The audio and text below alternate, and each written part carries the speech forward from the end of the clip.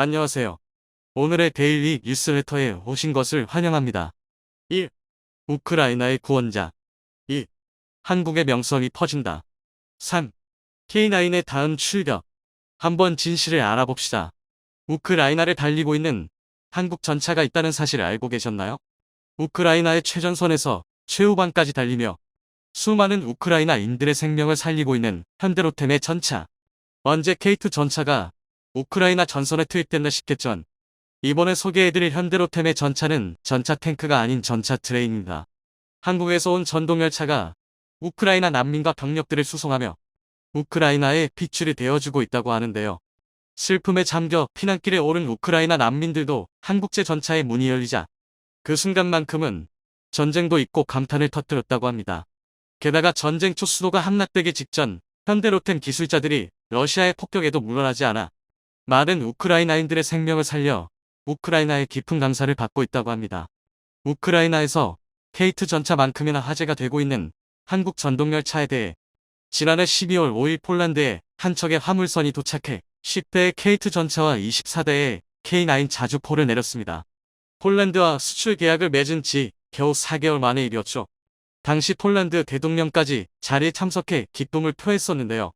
그런데 이날 배에서 또 다른 화물이 실어져 있었다는 사실은 잘 알려지지 않았습니다. 현대로템이 준비한 또 하나의 전차 바로 12대의 트램이었습니다. 폴란드 수도 바르샤바로 향하게 될 전동열차 트램이 K2, K9과 같은 배를 타고 도착한 것이었죠. 소식을 들은 폴란드 네티즌들은 폴란드 전체를 한국제로 도배할 생각이냐며 혀를 내둘렀다고 합니다.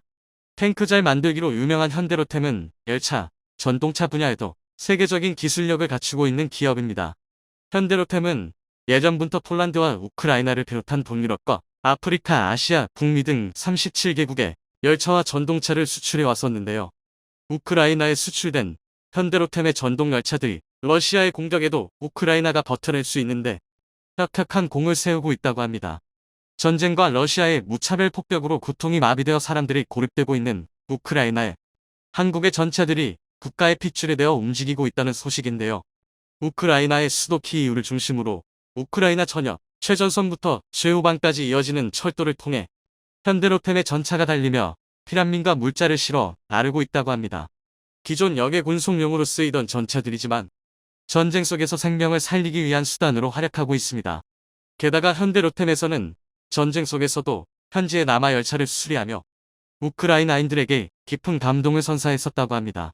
땅이 넓고 도로망이 열악한 우크라이나의 특성상 도시간 교통의 대부분을 철도가 책임지고 있는데요. 때문에 러시아가 침략하며 최우선적으로 파괴하려 했던 기반 시설 중 하나가 철도 수송망이었습니다. 하지만 전쟁이 시작되고 지금까지 우크라이나 철도망은 여전히 사람과 물자를 실어 나르며 우크라이나의 동맹 역할을 수행하고 있는데 여기에는 수많은 이들의 헌신과 희생이 있었던 덕분이었습니다. 러시아의 침략이 시작되고 우크라이나 수도 키이우가 함락 직전까지 갔었던 지난 3월 피난 명령이 떨어졌으니 조금이라도 많은 사람들을 대피시키기 위해 현대로템 직원들이 자발적으로 남아 열차를 수리했었다고 합니다. 우크라이나 철도청에서는 텔레그램 채널을 통해 현대로템 현지 근로자들과 우크라이나 철도 전문가들이 함께 열차의 지붕, 전기, 브레이크, 견인 장비, 휠셋 형성 등을 포함해 15주간 많은 수리를 수행했다고 밝혔습니다. 또한 성명을 통해 전쟁터에서 우크라이나인들을 안전하고 편안하게 대피시킬 수 있는 많은 기회를 보장하기 위해 가능한 수리 작업을 중단하지 않았다고 말하며 위험한 순간에도 남아 도움을 준 현대로템 직원들에게 감사를 표했습니다. 지금까지 우크라이나에서 철도망을 유지하기 위해 피난하지 않고 남아있다 목숨을 잃은 우크라이나 철도청 직원만 300명이 넘는다고 합니다. 하지만 그들의 희생 덕분에 400만 명이 넘는 우크라이나인들이 피난할 수 있었고 유럽을 통해 우크라이나 최전선까지 끊임없이 물류가 공급될 수 있었습니다. 조국을 위해 목숨을 걸었던 그들의 희생과 남의 나라 전쟁이지만 무고한 생명을 구하기 위해 위험을 감수했던 한국인들이 있었기에 우크라이나가 무너지지 않고 버틸 수 있었던 것이죠. 한 독일 방송 프로그램은 우크라이나 철도망을 제2의 우크라이나 군대라고 표현하면서 우크라이나 전쟁에서 철도망이 유지될 수 있었던 것이 이번 전쟁에서 얼마나 중요한 요소였는지를 설명했는데요. 우크라이나의 철도는 국가의 생명선이 되었습니다. 불가능한 조건에서도 철도 기술자들은 열차를 조작하고 관리하며 세상이 굶주리지 않도록 화물을 운송하고 국가와 세계를 위해 자신들을 희생하고 있습니다. 이와 함께 전쟁이 일어나기 전에 철도망의 현대화가 이루어졌던 게 우크라이나에 있어 큰 행운이었다며 여기에 한국 기업 현대로템이 큰 역할을 수행했었다고 설명했습니다. 현대로템과 우크라이나와의 인연은 13년 전으로 거슬러 올라가는데요. 지난 2010년 현대로템이 전동차 사업을 수주하면서 우크라이나 철도 시장에 첫 발을 내딛었습니다. 당시 우크라이나 철도청과 90량 중고속 전동차 공급 계약을 맺었고 이를 단 2년 만인 2012년에 완납하며 신뢰를 얻어냈었다. 2017년에는 우크라이나 철도청 산하 차량 운영기관인 워스와 648억 원 규모의 전동차 90량 유지보수 연장 계약을 체결하기도 했습니다. 영하 30도의 폭설이 잦은 혹독한 겨울을 가지고 있는 우크라이나 기후의 특성상 철도 운영에 많은 에러 사항들이 발생하는데요.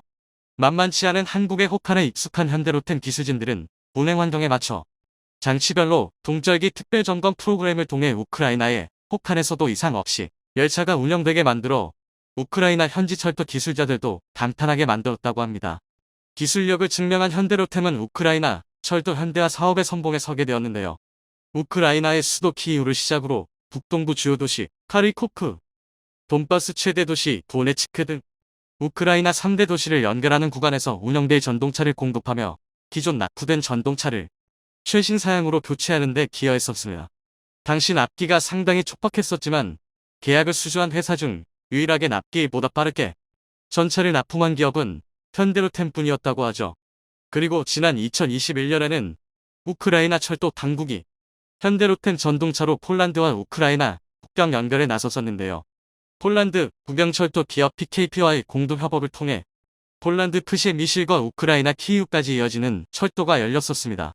그리고 그 위를 현대로템에서 제작한 전동차가 달리며 두 나라 사이를 이어주었었죠. 전쟁이 발발한 지금 현대로템의 전동차는 승객 대신 폴란드에서 우크라이나로 향하는 군수물자를 실어 나르고 있다고 합니다.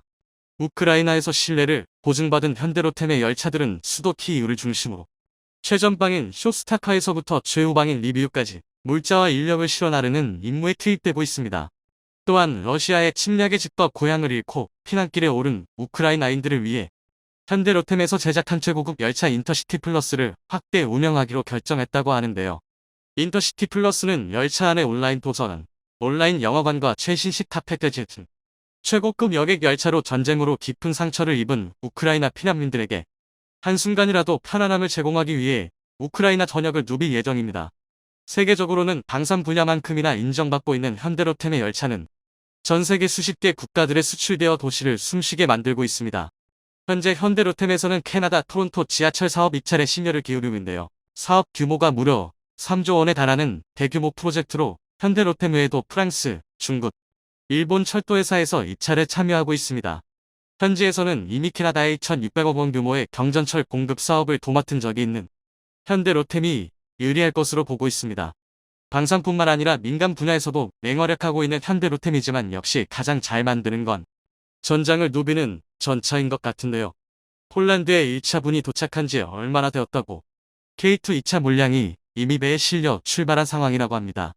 K3 3차분 역시 곧 폴란드로 향하게 될 예정이라고 하는데요. 해외 현대로템 관계자들도 제대로 들은 게 맞냐며 본사에 확인 전화를 걸었다고 할 정도로 놀라운 생산 속도를 보여주고 있습니다. 해외에서도 믿을 수 없다는 반응이 이어지고 있습니다. 한 일본 네티즌은 한국의 방산 스피드에 대해 이렇게 표현했습니다. 한국이 정말 눈 깜짝할 사이에 일을 끝내버리고 있다는 것이죠.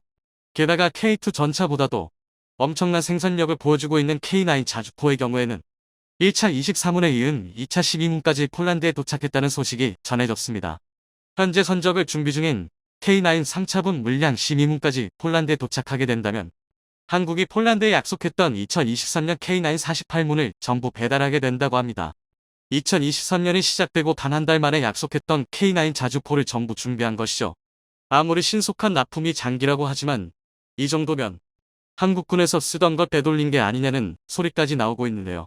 물론 폴란드에 도착한 K2, K9은 모두 공장에서 갓 나온 반짝거리는 신품이었습니다. 이렇게 신속한 납품의 품질까지 보증하니 폴란드나 우크라이나 난국을 믿고 일을 맡길 수 있었던 것 같네요. 세상에서 가장 느린 걸 싫어하는 민족의 빠른 일처리가 세계 평화에 기여하고 있습니다. 이라는 분석 기사를 내놓아 주요 국가들이 당혹해하고 있습니다. 중국은 대만에 대한 병합을 언제라도 할 수 있지만 지금 러시아가 많이 약해진 틈을 타서 중국의 옛 고토 인연해주를 공략할 수 있다는 것입니다. 그런데 최근 러시아 푸틴 대통령이 한국과 관련된 의미심장한 발언을 내놓아 충격을 주고 있습니다. 우리 언론에서는 전체 말 중 일부를 잘라서 한국 우크라이나에 무기 제공 시 한러 관계 파탄이라는 기사 제목이 일괄적으로 보도됐으나 자세한 전문을 살펴보면 다음과 같습니다. 첫 번째, 우리는 대한민국과 매우 좋은 관계를 유지하고 있다. 그리고 우리는 항상 남한과 북한과 대화할 기회가 있었다. 그러나 이제 나는 한국이 무기를 공급하기로 결정했다는 것을 알고 있다. 우크라이나에 탄약을 공급하면 우리 한러 관계가 파탄날 것이다 라고 언급했고, 두 번째, 북한과 핵 분야 협력 재개에 대해 한국은 어떤 반응을 보일지 반문을 하며 대화를 마쳤습니다. 현재 푸틴은 사면 초과의 상황에 놓여 있습니다. 러시아 내부적인 반전 여론에 부닥칠 뿐 아니라 우크라이나 전에서의 상황이 좋지 않기 때문입니다. 게다가 러시아의 경제가 중국과 강하게 결속되면서 러시아가 사실상의 중국 경제에 의존적인 구조로 향하고 있는 상황입니다. 이 때문에 일각에서는 이번 우크라이나전의 최대 승자는 중국으로 보는 경우가 있습니다. 이스라엘의 역사가 유발 하라리는 최근 대만의 한 비즈니스 포럼 행사에서 러시아가 중국의 꼭두각시 국가가 되고 있다고 비판했습니다. 현재 예루살렘 대학 히브리대 교수는 이번 우크라이나전으로 러시아는 강대국의 포지션을 잃게 됐다. 또 전쟁이 진행될수록 점점 더 중국에 의존하게 되고 있다고 비판했습니다. 또 그는 러시아는 매우 가난한 시민들이 있는 부유한 나라라고 언급하며 이 전쟁을 빨리 끝내야 한다고 언급했습니다. 실제 러시아는 현재 공산품의 대부분 중국에 의존하고 있습니다. 삼성 휴대폰 대신 샤오미, 화웨이 같은 중국제 충전가 브랜드 등이 유입되고 있고, 중국산 저품질 공산품이 러시아에서 유통되고 있는 상황입니다. 가장 큰 문제는 러시아의 천연자원이나 국제결제 시스템을 중국에 의존하면서 러시아가 더 이상 강대국이 아닌 중국에 의존적인 국가로 전락하고 있는 상황으로 서방 측에서도 우려의 시각이 나오고 있습니다. 여기에 더 나아가 러시아가 만약 우크라이나전에서 패전한다거나 또 푸틴의 정권이 실각하게 된다면 러시아 그 중에서도 극동지방을 중국에 잃게 될 수 있다는 경고가 유럽 언론 매체 포브스지에서도 속속 언급이 되고 있는 상황입니다. 이대로 전쟁이 지속될 경우 러시아 극동지방이 중국의 송두리째 빼앗길 수 있다는 경고가 나오는 것입니다. 이러한 상황에서 푸틴이 한국의 우호적 메시지, 상당히 조심스러운 듯한 메시지를 내보내 관심이 집중되고 있습니다. 우리 언론에서는 매우 강경한 어조로 한국이 우크라이나에 무기를 판매할 경우 러시아는 북한의 핵개발을 지원하겠다는 식으로 언론 보도가 나왔으나 한국 내 러시아 관계자들이 서둘러 진정시키며 올바로 된 해석을 전문을 공개하며 분주한 모습을 보이고 있습니다. 그렇다면 러시아가 왜 한국을 이렇게 신경을 쓰는 걸까요? 그것은 바로 극동연해주의 중국의 침략에 대응을 해줄 수 있는 나라가 바로 한국밖에 없는 걸 러시아도 잘 알고 있는 것으로 해석됩니다. 푸틴은 지속적으로 극동개발, 특히 일본과 영유권 갈등 문제가 있는 남사할린 쿠릴리아도 문제에 있어 한국 기업들의 참여 및 혜택을 크게 늘리며 한국 기업들의 참여를 요구하고 있는데, 안보적인 상황에서도 마찬가지이기 때문입니다. 중국이 극동연해주로 밀고 들어올 경우 일본의 도움을 요청을 하려면 사할린과 쿠릴열도를 포기할 각오가 돼 있어야 하기 때문입니다. 과거 중국의 신장 위구르, 티베트 내몽골 만주의 분리 독립을 획책해야 한다고 주장한 러시아의 지정학자이자 현재 푸틴의 정신적 지주인 알렉산드 두기는 과거 1997년 지정학의 기초라는 책을 발간했을 당시만 해도 중국에 대한 적대적 감정을 가감없이 표출했으나, 최근 두기는 우크라이나전 이후 중국과 러시아의 밀착이 강화되면서 중국 1대1로 프로젝트에 대해서 대서양주의, 자중심의 세계 질서에 반대하는 지정학적 복민관계로 중국을 칭송하는 듯한 발언을 해 세계 언론이 발각 뒤집힌 적이 있습니다. 손바닥을 뒤집듯이 쉽게 중국분 언론을 제안하던 인물이 한순간에 바뀌어버린 것입니다. 이처럼 현재 러시아 내 지식인들 사이에서는 중국에 대한 공포감, 중국 눈치 보기가 그 어느 때보다 심한 상황이고, 푸틴 역시 이러한 상황을 잘 알기에 빨리 우크라이나 전을 수습하고 엑시스를 하고 싶어하는 입장이 아니겠느냐는 분석이 나옵니다. 현재 한국은 이번 전쟁으로 인해서 우크라이나에 직접 무기 수출은 한 적은 없습니다. 그러나 폴란드나 동유럽 국가들의 막대한 방위산업 수출을 하면서 역대 최대 방산호황을 누리고 있습니다. 하지만 세계적인 지정학적 위기 감고조로 인해서 환율 폭등, 원자재 값 상승 등의 우려로 인해 한국 경제 위기가 커지고 있는 만큼 조속히 러시아 우크라이나 간 사태가 종결되는 것이 옳은 상황인데요. 최근의 상황을 보면 중국이 서서히 러시아의 편을 들지 않고 있는 것을 알 수 있습니다. 각종 유엔에서의 표결에서 중국은 북한이나 시리아처럼 확실하게 러시아 편의 표를 주지 않고 중립 입장 혹은 기권표를 행사하며 러시아에 다소 애매한 입장을 보이고 있습니다. 과거 제2차 세계대전 당시에 러시아도 일본에 대해서 현재 중국과 같이 애매한 입장을 보인 적이 있습니다. 제2차 세계대전 당시 연합국이던 러시아는 일본에 대해서만큼은 중립적 입장을 보인 것입니다. 그러다가 일본의 패전이 거의 확실해지자 45년 8월 15일 일본 항복선언 불과 6일 전인 8월 9일 러시아는 일본에 대한 선전포고를 하며 만주에서부터 북한까지 쭉 밀고 들어와 동아시아 지역에 대한 패권을 차지했습니다. 지금 중국이 하는 일이 바로 제2차 세계대전 말기 러시아의 일본에 대한 입장과 흡사하다는 분석이 나오면서 우크라이나전 이후 러시아가 패전하게 될 경우 오히려 중국의 힘이 극동연해주 러시아 극동지방의 패권, 영향이 확대되어 향후 북극과 북태평양 지역에서의 중국의 패권이 확대될 수 있다는 경고가 나옵니다. 시시각각 급변하는 국제 정세 속에서 한국의 외교적 입장이 매우 크게 달라지고 있습니다. 현재 한국은 서방 진영의 편에 서고 있으나 러시아와는 조금은 다른 입장을 갖고 있는 게 사실입니다. 일본이 내놓을 수 있는 외교적 카드보다 좋은 카드를 가지고 있기 때문에 점점 한국의 외교적 역량이 세계적인 시험 무대 위에 오를 것으로 분석됩니다. 대한제국 말기 구한말 한국은 러시아의 편을 들었다가 영미권의 해양 세력의 외교적인 외면을 받고 일본의 국군이 빼앗기는 상황이 오고만 왔습니다. 하지만 현재는 구한말 때와 상황이 다른 경제 군사 강국으로 성장한 한국이 어떠한 외교 행보를 보이게 될지 주목이 되고 있습니다. 현재 한국은 러시아인에 대한 상호 무비 자협정을 유지할 뿐 아니라 전쟁 와중에 러시아 전용 미르 결제 시스템을 도입을 하면서 다른 서방국들과는 약간은 다른 실리적인 면모를 취하고 있는 상황입니다. 미르 결제 시스템은 러시아판 비자카드 혹은 마스터카드와 같은 신용카드 결제 시스템인데 미르 결제를 운용하는 나라는 러시아의 최후방국인 벨라루스, 키르기즈, 체크, 아랍에미레이트, 나무세티아, 쿠바와 같은 제3세계 국가들만 사용 중입니다. 두바이가 있는 아랍에미레이트 한국을 제외하면 딱히 의미가 없는 상황이지만 최근 한국이 도입된 것입니다. 가장 좋은 시나리오는 러시아의 민주화 리더인 알렉세이 나발리 같은 친서방적 면모를 띠면서 러시아의 참된 민주주의를 실현시킬 수 있는 인물이 푸틴을 대체할 새로운 리더십으로 떠올라서 중국을 견제하는 역할을 하면서 한국과의 손을 잡는 시나리오가 가장 바람직한 상황이지만 과연 푸틴의 야영이 러시아를 파멸의 시국으로 몰아넣는 지경에 이르게 될지 아니면 요즘 우리나라에서 가장 잘 나가는 사업을 말한다고 하면 단연코 군수산업이라고 할 수 있습니다. 그야말로 세계의 무기 창고가 되어가고 있는데요. 한국이 주요 무기 수출국으로 급부상함에 따라 조만간 중국을 제치고 세계 사이의 방산대국이 될 것이라는 보도를 내놓기도 했습니다. 얼마 전 중국에서 가장 권위 있는 군사평론가 중에 한 명인 중국 해군군사학술연구소의 이걸리걸은 한국의 무기 판매가 호조를 보이는 이유를 다음과 같이 분석하기도 했습니다. 한국의 무기 수출을 보면 해당 무기의 생산 기술을 상대국에 전수해주는 방식을 취합니다. 상대에게 파는 것인데요. 그 다음으로 AES를 들 수 있습니다. 특히 한국인들이 비즈니스를 잘하는 이유가 해당 무기를 판매하는 것뿐 아니라 부가적으로 생산 라인까지 현지에 제공해줍니다.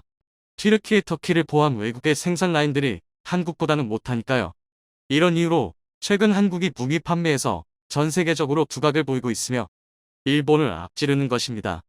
이러자 현재 무기 수출국 사회인 중국의 입장에서는 작년 초만 하더라도 크게 개의치 않았던 중국 언론들이 요즘에는 발등에 불이 떨어진 듯 이와 관련한 소식들을 연일 내보내고 있습니다. 200억 달러를 돌파하는 한국의 방산사업, 세계 4위로 도약하는 비결은 무엇인가? 라는 제목의 뉴스를 내보내더니 한국이 세계 4위 국이 20국이 내려앉네. 과연 한국은 중국을 추격할 수 있을 것인가? 라는 제목만 봐도 상당히 쫄고 있다는 것을 느낄 수 있는 보도를 내놓기도 했습니다. 뿐만 아닙니다. 과거에는 1년에 고작 한두 번 한국의 무기와 관련된 소식을 전하던 중국의 CCTV는 우리나라의 각종 무기 및 판매 방법에 대해 분석하는 모습을 보였는데 이는 그만큼 중국이 현재 한국에게 바짝 쫓기고 있다는 것을 그대로 보여주는 것이 아닌가 하는 생각이 듭니다. 그래서 오늘은 이와 관련하여 주요 내용들 위주로 여러분들께 간단히 소개하는 시간을 갖고자 합니다. 중국의 언론과 전문가들은 그동안 한국산 무기의 수출 호조에 대해 눈부신 실적을 거두는 것은 사실이지만 속 사정을 들여다보면 제대로 된 원천 기술이 없이 미국이나 독일, 영국의 기술을 활용한 것에 불과할 뿐이라고 깎아내리기에 일쑤였습니다. 한국의 기술 집약과 계승 그리고 집중적인 투자가 무기 판매에 기여를 하고 있다. 라는 정반대의 평가를 내렸습니다. 한국의 설계사 혹은 장인들, 제조업자나 기업들은 산업화가 진행 발전할 때 늘 같은 자리를 지키고 있었습니다. 이게 뭘 의미하는 겁니까? 핵심 멤버가 계속 자리를 지킨다는 것은 투자만 이뤄진다면 폭발적인 증가세를 가져올 수 있다는 말이 됩니다. 이게 서방과 좀 다른 부분입니다. 한국은 설계사나 기업들이 계속 그 자리를 지키고 있으면서 앞에서 말씀드린 단결력이 더해지니 돈은 알아서 입금되는 것이고 위로 치고 올라가게 되는 것입니다. 한국의 무기 시스템, 예컨대 탱크, 장갑차, 자주포, 함정 등 그들이 만들기만 하면 돈이 됩니다. 돈이 들어오면 칩을 포함해서 또다시 미친 듯이 투자를 감행하게 됩니다. 그러니 큰 이득을 얻게 되는 것입니다. 특히 이날 한국의 무기 발전 및 국방공업 생산 라인 체계에 관해 토론을 이어가던 중 앞서 등장한 군사평론가 송이창은 한글의 유인점과 특징성이 한국의 군수산업 기업들의 무기 개발에 도움을 주고 있다 라는 기존에 들을 수 없었던 논리를 펼쳐 많은 이들의 관심을 받기도 했습니다. 중국은 함축적이잖아요. 우리는 작은 것을 봐도 늘 많은 것들을 생각한단 말이죠. 작은 것을 봐도 그 안에 암시하는 것들이 많으니까요. 한자 안에 포함된 것들이 많죠. 한글을 보면 수많은 부분들이 각종 조사에서 변화를 일으킵니다. 여기에 논리와 낭만도 있습니다.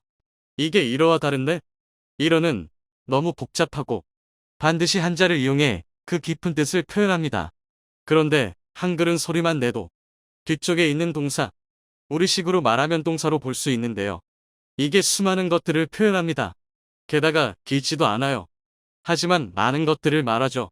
이러니 쉽게 이해가 되고 길게 붙여서 말하지 않아도 세밀하죠. 여기에 많은 유연성까지 담겨 있습니다. 한국말의 문화적 독창성이 있다는 것입니다. 문자가 곧 한국의 문화이니까요.